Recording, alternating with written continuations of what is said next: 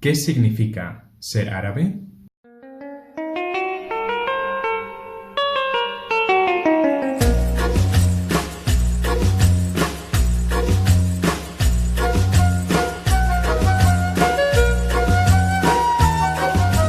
الإرهاب هو إسلامي في النهاية.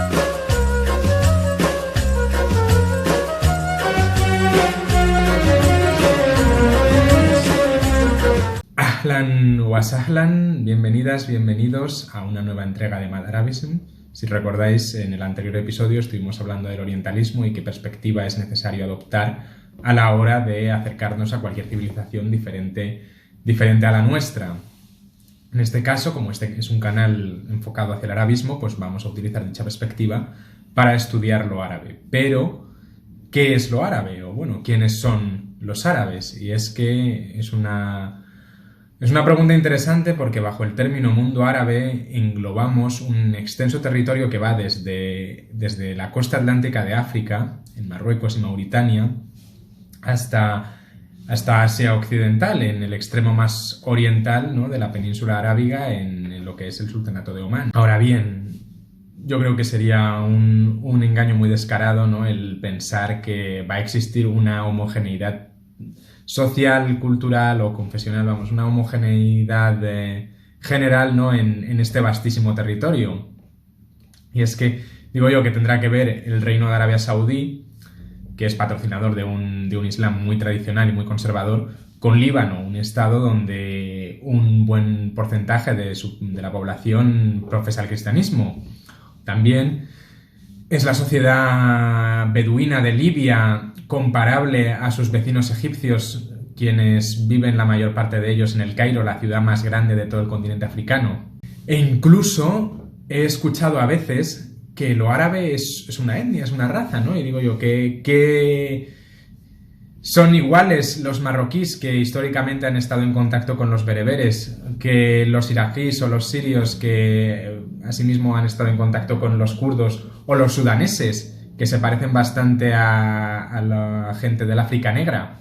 Pero bueno, en lugar de divagar tanto, yo creo que sería mejor tratar de responder alguna pregunta, ¿no?, y abordar un poco cuál es la identidad árabe y cuáles han sido las diferentes lecturas que se han hecho de la misma a través de la historia. Ni siquiera el origen del término árabe está claro. O sea, se sabe que ya se utilizaba en la Edad Antigua e incluso está documentado, ¿no?, por otros pueblos como los asirios o como los romanos, que lo utilizaban para designar a la gente que vivía, pues eso, en los desiertos de la península arábiga, y era equiparable, ¿no?, a beduino, y este mismo significado se ha materializado también en la lengua árabe. Si echamos mano de otras fuentes históricas, como los textos sagrados, pues podemos encontrar la legendaria historia de la fundación de este pueblo.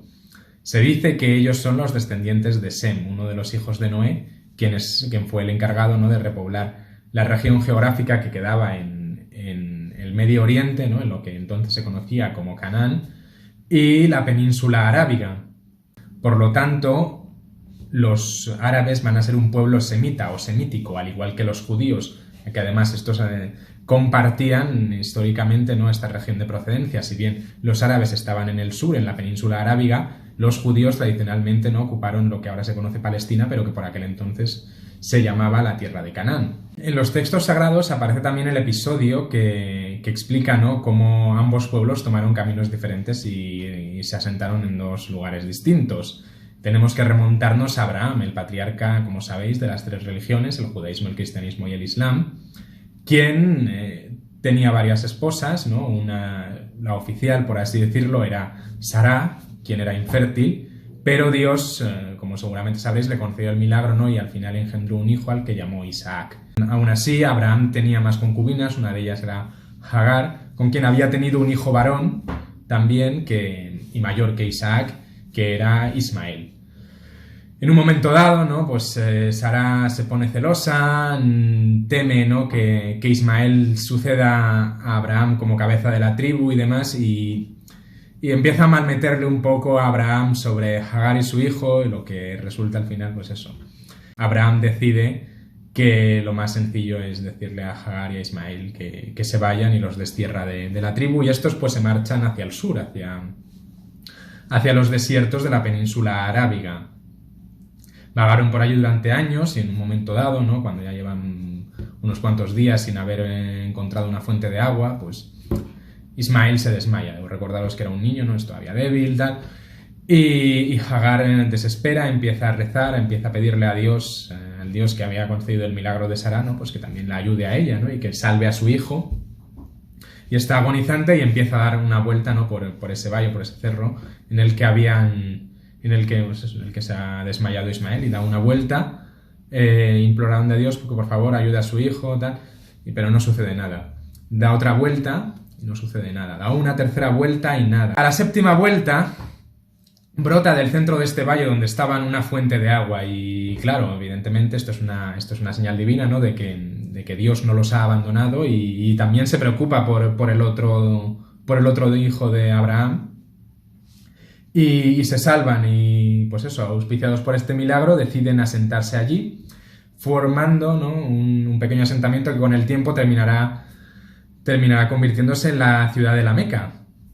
Es más, allí mismo erigirá Ismael junto a su padre, que tampoco ha olvidado a Ismael, vendrá a verlo de vez en cuando. Erigirán la Kaaba, que es este cubo negro, ¿no?, que siempre aparece en los reportajes sobre la Meca, que es una de las piezas fundamentales, ¿no?, del Islam y uno de los símbolos más importantes, y alrededor del cual todos los musulmanes, cuando peregrinan a la Meca, dan 7 vueltas recordando la agonía de Hagar por salvar a su hijo y el milagro que Dios obró allí. Por lo tanto, Isaac, como bien relata la Biblia, sería considerado el padre de los judíos, e Ismael, por su parte, al haberse asentado en la parte sur, será considerado el padre de los árabes, y por eso veréis en algunos sitios, muy pocos, realmente yo esto solamente lo he visto en los crucigramas de los periódicos porque la verdad que ya es un tanto arcaico, pero a los árabes también se les llama ismaelitas. A partir de entonces los árabes se dedicaron al comercio caravanero que iba desde el sur en Yemen hasta la costa mediterránea, ¿no?, en Siria y Líbano. Hay muchas historias muy interesantes sobre cómo era la vida de los árabes en estos tiempos, pero nosotros vamos a ir hasta el año 610, el año en el que un individuo llamado Mahoma comienza a predicar en la Meca una nueva religión que enseguida fue ganando adeptos y que terminó adoptando también una dimensión política. Sus sucesores, los llamados califas bien guiados, llevaron a cabo una extensa campaña militar que los llevó hasta Siria, Mesopotamia, Persia, Egipto, el norte de África e incluso la península ibérica. Llevaron consigo el Islam, pero eso sí, y esto no lo digo ni por corrección política ni por nada, sino porque precisamente hay comunidades religiosas históricas que avalan lo que yo digo. O sea, no forzaron a todo el mundo a la conversión, mucha gente lo hizo porque suponía varias ventajas, pero se respetaron a los monoteístas, ¿no? Y ahí tenéis el caso de comunidades históricas como los cristianos coptos de Egipto o los maronitas libaneses que sí que mantuvieron su religión. Ahora, la islamización no fue total, pero sí lo fue la arabización. El califato llevó consigo la lengua árabe, que hasta entonces solamente había dominado en esa región geográfica, y la llevó como su lengua de las instituciones políticas, las instituciones sociales, económicas, culturales, etcétera, etcétera.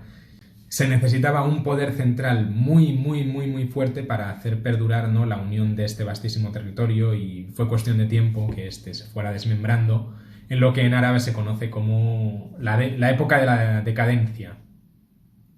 El punto culminante fue ya la destrucción de Bagdad y de toda la mitad del califato oriental en 1258 por los mongoles, pero dentro de lo malo yo creo que esto no fue precisamente lo peor. El poder árabe se debilitó y perdió fuerza en favor de otros pueblos musulmanes, aunque no árabes.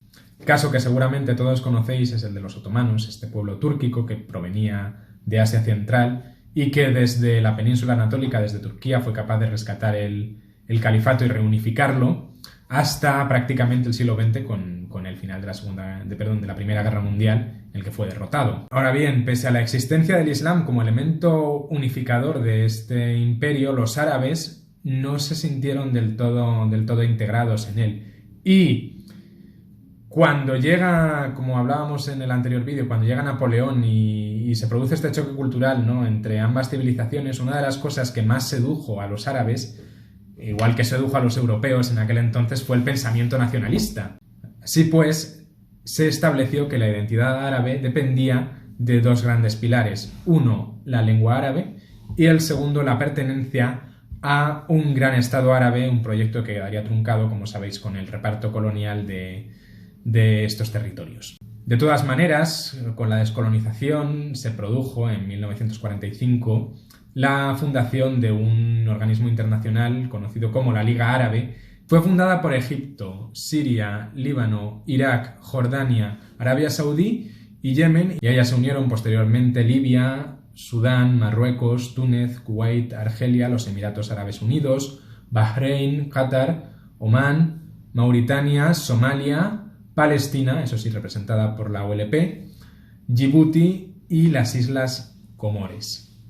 Aún así, la Liga Árabe no tiene una gran presencia en la esfera internacional y ha sido ineficaz a la hora de evitar conflictos como el de la intervención de Arabia Saudí en el conflicto de su país vecino, Yemen, esta guerra que, como sabéis, aún sigue activa. Y debido a esta ineficacia de la Liga Árabe, varios líderes políticos de gran peso han intentado promover y construir la unificación por su cuenta, aunque ninguno de estos intentos tuvo éxito.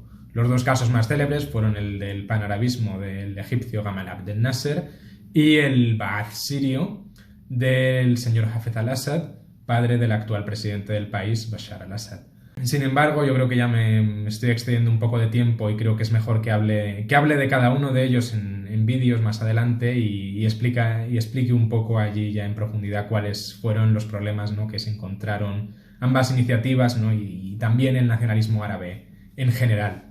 A modo de conclusión, el mundo árabe, a pesar de todas las diferencias que maneja en términos sociales, culturales y religiosos y la enorme extensión que tiene, está unido por una lengua común, la lengua árabe, que es de origen semita y que es oficial también en 23 países, los cuales, queriendo ratificar, ¿no?, este vínculo que tienen, han construido una organización política internacional que lo representa, la Liga Árabe. Y por último ya, las referencias. Esto lo hago no por capricho ni porque me paguen los autores de los libros que he utilizado ni nada, sino porque quiero que veáis, ¿no?, que lo que digo no me lo invento y lo podáis contrastar en esta época de las fake news, ¿no?, y de todas estas mentiras tan descaradas. En este caso yo he utilizado el Diccionario de Islam e Islamismo de la profesora Luz Gómez, el cual yo considero una referencia excelente para cualquier arabista o bueno, cualquier interesado en este mundillo. Y así que sí, me despido hasta el próximo vídeo. Si tenéis cualquier pregunta o cualquier observación, no dudéis en dejarla en los comentarios, que yo estaré encantado de leerla y responderla. Y si os ha gustado el vídeo, pues ya sabéis, dadle a me gusta, y si queréis seguir al tanto, ¿no?, de esta serie de episodios sobre el mundo árabe e islámico, pues suscribiros al canal. ¡Más salama!